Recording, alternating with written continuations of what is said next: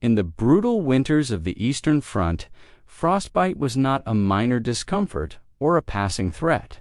It was a silent, crippling force capable of ending a soldier's campaign long before enemy fire ever reached him. Men marched through knee-deep snow, their standard-issue boots stiffening like blocks of wood, and within minutes their toes began to numb.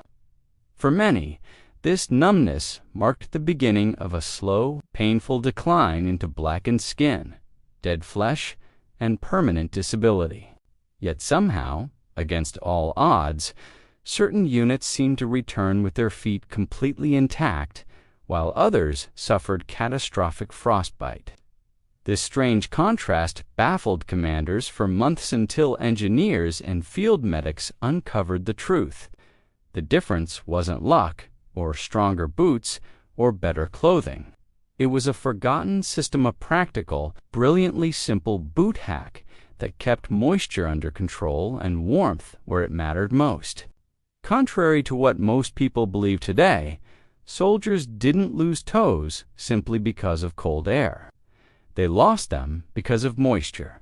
Moisture from sweat, from melting snow, from damp leather, and from condensation trapped inside boots could destroy insulation faster than the cold itself. Once water reached the skin or soaked into the inner layers of a boot, heat escaped 10 times faster. The foot rapidly cooled, circulation slowed, and eventually the tissue began to freeze. Field medics on the front lines repeatedly noticed the same pattern. The men who kept their feet the driest survived the winter. The ones who focused only on staying warm suffered the most. Warmth mattered, yes, but moisture control was the real battlefield advantage. And so began a quiet shift in military foot care, one that would save thousands of toes and remain shockingly useful even today. To fight this invisible enemy, engineers issued a simple but incredibly effective treatment for leather boots, a mixture of beeswax and boiled linseed oil.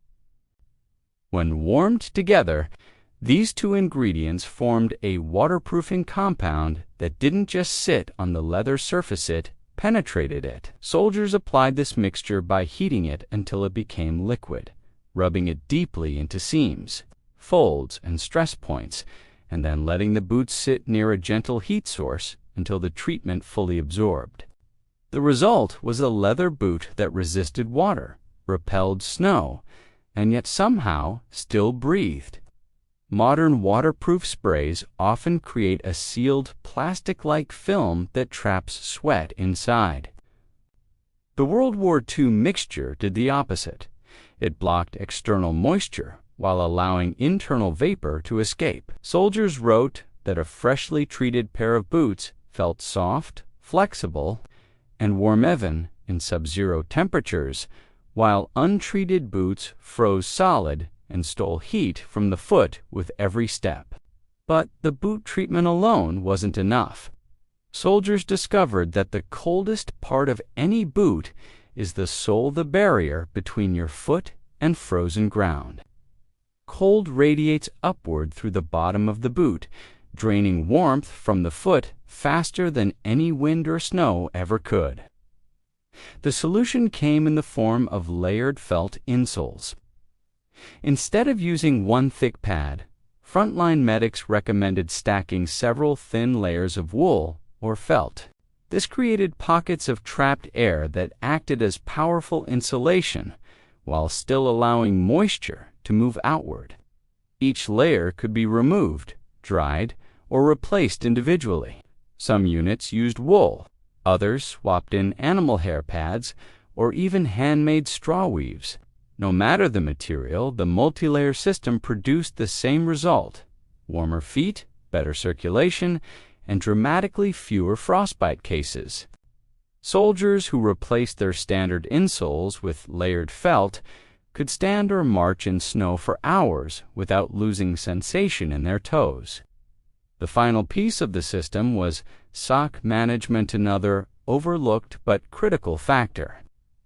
Cotton socks, once considered standard, quickly proved disastrous in freezing weather. Cotton trapped sweat, collapsed when wet, and acted like a cold sponge wrapped around the foot.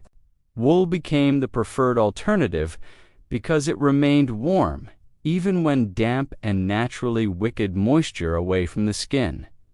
But the real breakthrough came from layering. Soldiers began using a thin wool liner against the skin to wick sweat outward, and a thicker wool sock on top to hold warmth in.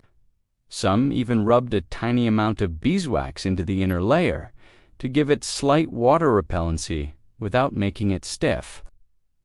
This toolier approach created a microclimate around the foot, warm, dry, and protected. Medics observed dramatically fewer frostbite cases among soldiers who followed this sock routine compared to those who relied on a single heavy pair. And perhaps the most surprising lesson of all was that warmth alone didn't guarantee safety. Circulation mattered far more.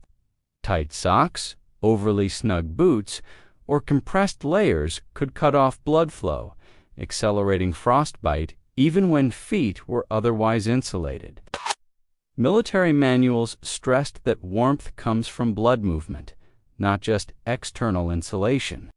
A perfectly sealed boot with poor circulation was more dangerous than an untreated boot with proper airflow. So soldiers adjusted their fits, loosened their laces, and made sure their socks didn't constrict the foot. These small decisions made the difference between returning home with intact toes or not at all. What makes this entire boot hack system astonishing is that it outperformed many modern winter boots in durability, simplicity, and reliability. Modern designs rely heavily on synthetic insulation, rigid waterproof membranes, and factory-sealed materials that fail when damaged. World War II soldiers, operating with severely limited supplies, created a modular, field-repairable, fully customizable system built around the principles of moisture control, breathability, and circulation. And it worked. Reports from Norway, Russia, Finland, and the Alpine fronts all described the same thing. Soldiers who followed this low-tech system were able to march for days in freezing conditions, stand in wet trenches, or sleep in snow-covered bivouacs, yet still return with healthy feet. Those who ignored it often suffered some of the worst frostbite cases of the entire war. The beauty of this system is that it remains relevant today. Winter campers, hunters, hikers, and off-grid explorers can replicate it with basic supplies. Treat leather boots with a mix of beeswax and oil. Stack thin felt or wool insoles instead of relying on a single thick one. Wear a thin wool liner under a thicker wool sock. Avoid tight footwear. Dry every layer whenever possible. No electricity, no expensive brands, no complicated technologies. A smart understanding of how heat, moisture, and the human body interact in the cold. Many modern outdoor enthusiasts rediscover this system by accident. Few realize it was perfected over 80 years ago on frozen battlefields. This forgotten World War II boot trick wasn't merely a survival hack. It was an engineering insight, a medical discovery, and a practical solution forged out of desperation. It protected soldiers during some of the coldest campaigns in human history. And it continues to protect anyone willing to learn from the past. History often teaches through failure, but in this rare case, it teaches through survival. The soldiers, medics, and engineers who refined this method understood the true enemy: moisture and poor thermal management. Their solution was durable, adaptable, and remarkably effective. For anyone interested in practical fieldcraft, historical survival techniques, or simply keeping their toes warm during winter expeditions, this rediscovered system remains one of the most valuable lessons the past has to offer. If you want more rediscovered military hacks, forgotten survival methods, and historical skills that still work today, consider subscribing and sharing this knowledge. These time-tested techniques kept soldiers alive in some of the harshest conditions ever faced, and now they can help the next generation as well.